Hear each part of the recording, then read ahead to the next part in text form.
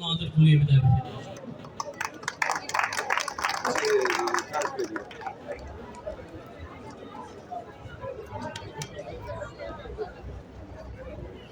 Biz burada çox xonçaları bəyənmişik.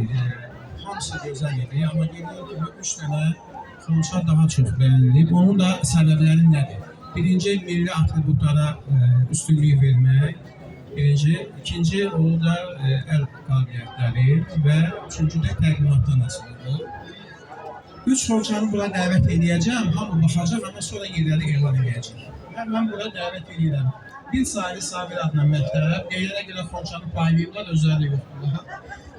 Tağıyev adına məktəb, bir də Səmədov məktəbi. Bura buyursun, xonçaları gətirsinlər.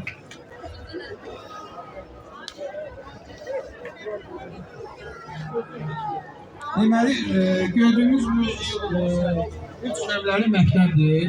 Çox gözəl bir xonça təyin edir. Sabir məktəbi edib paylamışım, yoxdur. Bəlkə də aparıb özləri yürüyə bilərəm. Amma sual verə bilərsiniz, kiçik xonçanın üstünlüyü nədir? Bu gördüyünüz bütün atributlar süni intellekt vasitəsilə düzəlir, biləsiniz.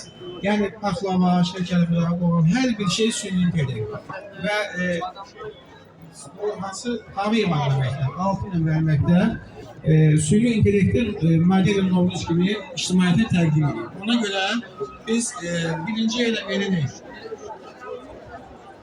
Səmədovun məktəbinin, ikinci yerə verəcək Sabir məktəbinin, xonçada çox böyük yeri buta formasında, müxtəlif şirniyyatlar var idi və Tağıyev məktəbində. Yəni 3 yer, 2 də tərtib edir. Ona görə də mən Həsən müəllimi, Rahim müəllimi, bir də Məhməd müəllimi səhv edərəm.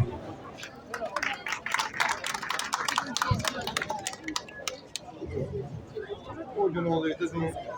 Tertip olunur 3 sayılı məktəb.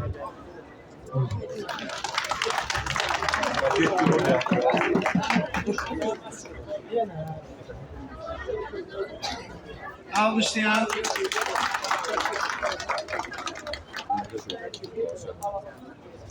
O gördüm güzel. Bakın bura.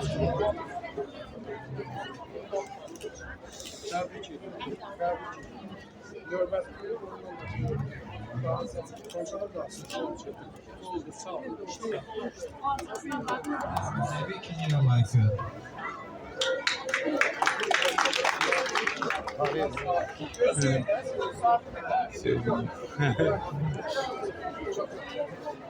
Ben fırlandım. Dayanıp bir 2 dəqiqə saxlar. Girəcəm. Bakın. Bakın. Uşaqlar bura bakın. Ve böylelikle bir saniye mücadele sahibilerine orta netler tertip. Anne, ben sana çekim iyi yapayım.